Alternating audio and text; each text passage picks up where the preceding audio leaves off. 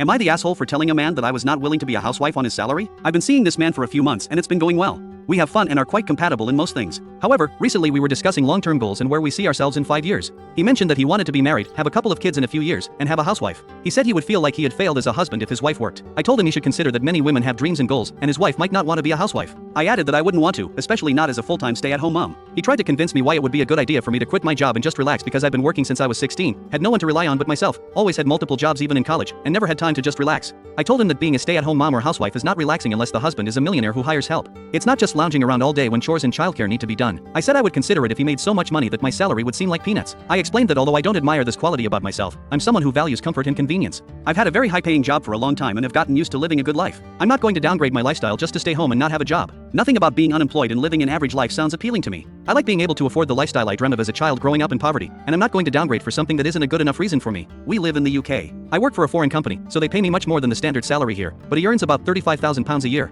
He believes he can comfortably have a housewife with that salary. I said maybe he can, but that housewife will not be me. We wouldn't be able to live a good life on his salary, and I wouldn't be happy. If we both worked and combined our incomes, we could live a really good life instead of living an average life on his salary alone. He wasn't speaking to me much in the days after that conversation, and I understood. He probably didn't think we were all that compatible.